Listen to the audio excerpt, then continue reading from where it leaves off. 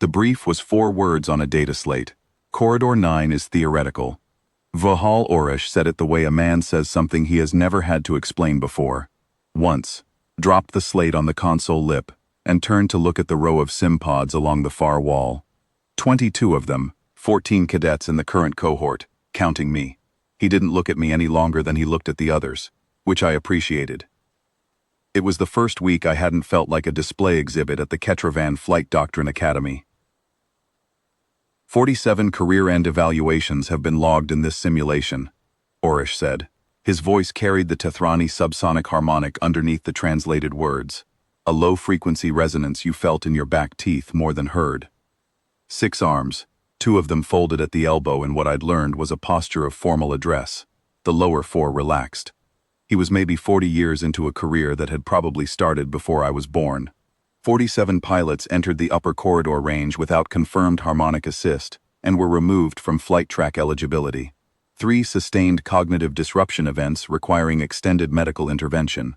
The doctrine exists because the data exists. He paused. Corridor 7 is the operational ceiling for solo flight without full harmonic engagement. Corridors 8 and 9 exist in the simulation for research purposes only. You will engage harmonic assist before entering Corridor 4. If the system fails to confirm assist engagement, you will abort. If you choose not to abort, this office will process your paperwork the same afternoon.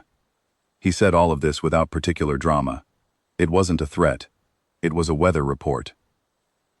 I'd been flying experimental hypersonic craft for 22 years.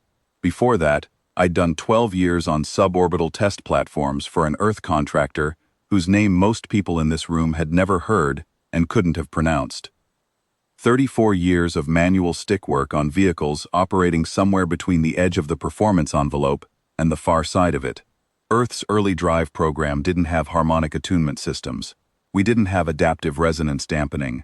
We had a stick, a throttle, a G-suit improved incrementally since the middle of the previous century, and the baseline human nervous system, which is an older piece of equipment than it looks. I didn't say any of this. I sat in the briefing row with the rest of the cohort and wrote down Corridor 7 ceiling in my notes. Because that was what Orish had said, and he was the instructor. And it was his sim. The Tethrani cadets around me were good pilots. I want to be clear about that. The Ketravan Academy didn't admit mediocre candidates. Every cadet in the cohort had already washed through 2 pre-qualification stages I hadn't been required to sit, because the exchange program had substituted my flight hours. They understood harmonic attunement at an intuitive level I would never match.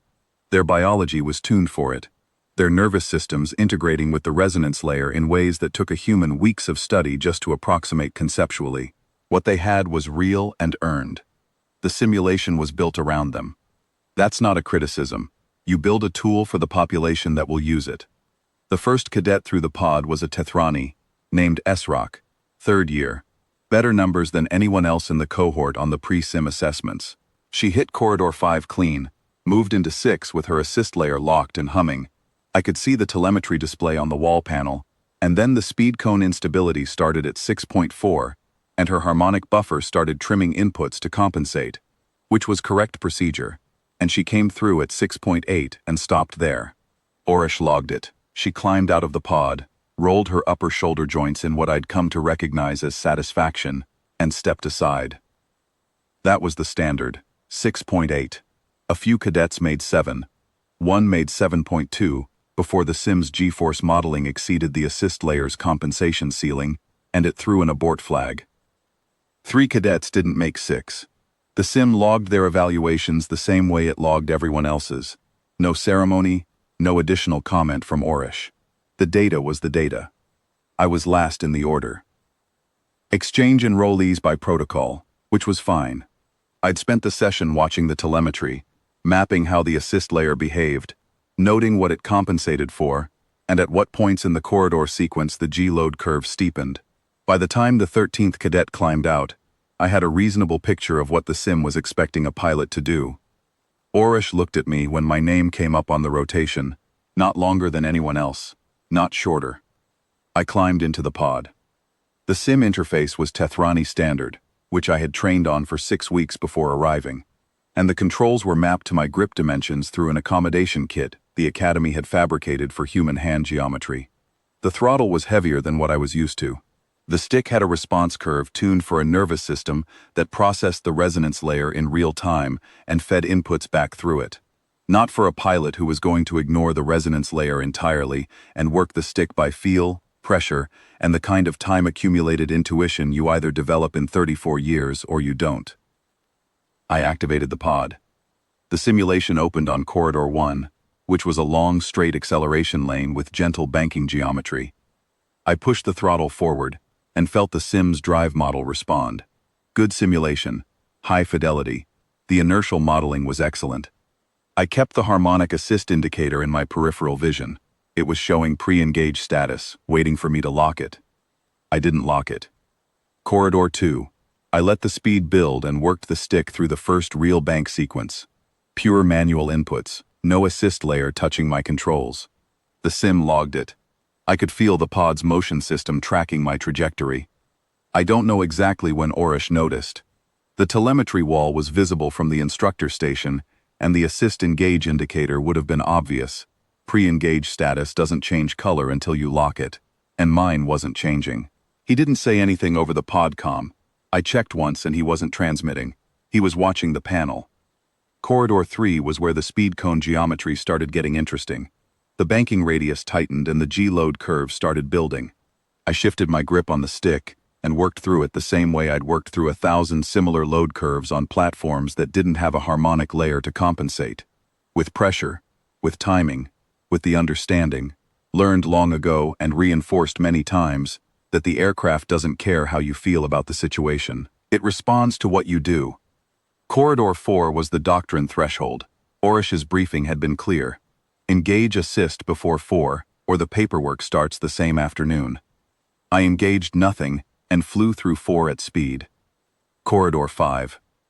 The G-load was significant now, the banking tight, the speed cone instability showing up in the stick inputs as a low-frequency shudder that the assist layer would normally smooth out automatically. I worked through it, with micro-corrections.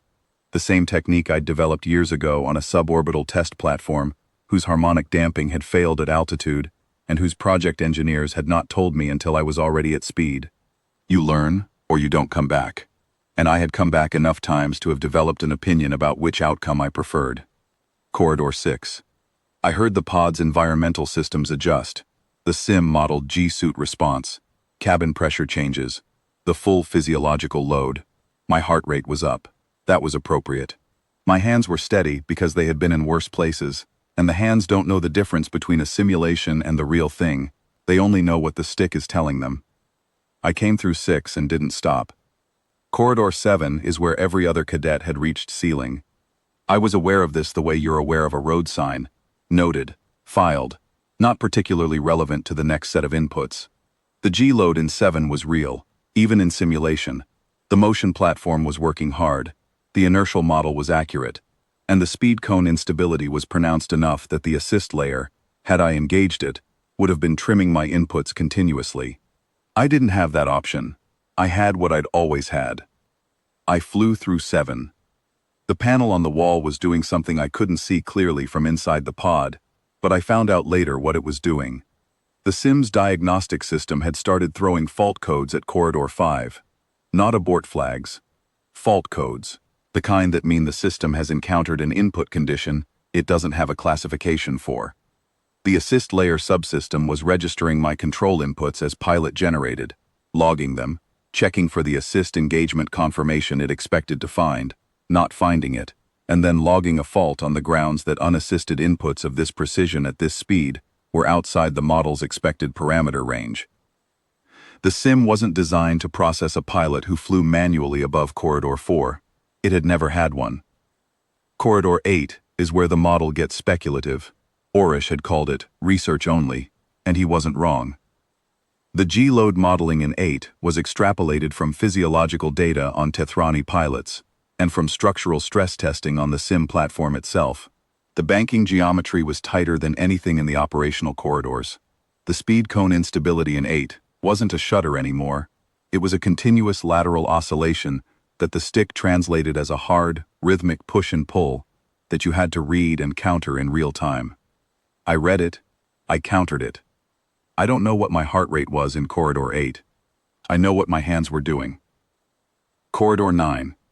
The Sim's motion platform hit its physical limits at 9.3 and locked. The G-load model kept running on inertial simulation alone, and the speed cone geometry opened up. The corridor widened, the oscillation damped out, the input smoothed. That's the thing about the upper envelope. Past a certain point, the instability resolves. You're either through the bad zone or you aren't.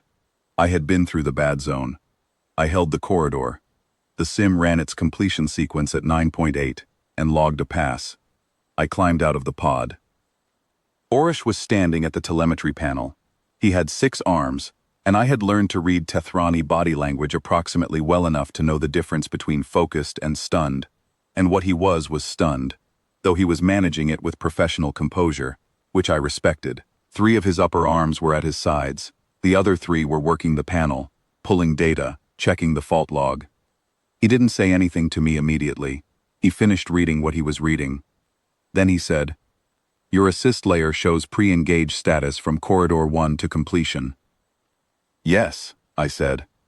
"You flew 9 corridors without harmonic engagement." "I flew manually. I've flown manually my whole career. Earth's early platforms didn't carry the resonance layer." He looked at me, not the way he'd looked at the display exhibits in my first week. Something different. He was recalibrating, and he was doing it in real time, and he was doing it honestly, which told me something about the kind of officer he was. "The simulation logged 41 fault codes," he said. "It has never logged a fault code on a pilot input sequence before. The codes are for," he checked the panel, "inputs outside expected parameter range for human neurological response at these G-loads, and speeds without assist compensation. The sim wasn't built expecting someone to do this," I said. "I understand that." "No," he said. He pulled the data slate off the console.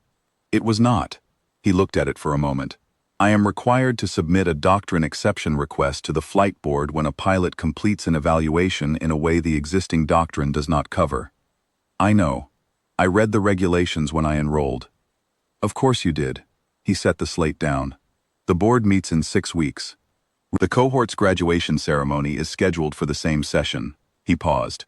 "You are registered for the advanced post-graduation track." "I am." "The advanced track sim configuration uses a heavier load setup. Corridor geometry is modified." I saw that in the program notes. He looked at me for another moment, and I can't be certain, because Tethrani facial structure doesn't map to human expression in any straightforward way. But I think there was something in it that was close to the thing a flight instructor feels when a student does something the instructor has never seen before, and the instructor is old enough and honest enough to recognize what that means. He picked up the data slate and walked back to the instructor station. The flight board met on schedule. The cohort's graduation ceremony ran in the same session. 14 cadets. Their ratings logged and announced. The doctrine records updated. I stood in the back row in the academy uniform tailored for human proportions and listened to the citations. Good pilots, every one of them. They had earned what they were receiving. When my evaluation came up, the flight board's senior member, a Tethrani I hadn't met, older than Oresh, 4 arms where 6 would have been before age or injury had taken them, read from a document that had been drafted carefully. The first doctrine exception rating issued by the Ketravan Flight Doctrine Academy in its 112-year history. Manual flight at full corridor range, unassisted, logged and verified. A new classification column, which they were calling unassisted manual range, opened in the evaluation records. Senior drill conductor Orish was sitting in the faculty row. He didn't look at me during the citation. He was looking at the board. His posture was formal address, 2 arms folded at the elbow. When it was done, the session was over, and the cadets were filing out into the corridor that led to the reception area. I stopped at the instructor station on the way out. Orish was logging the final session records.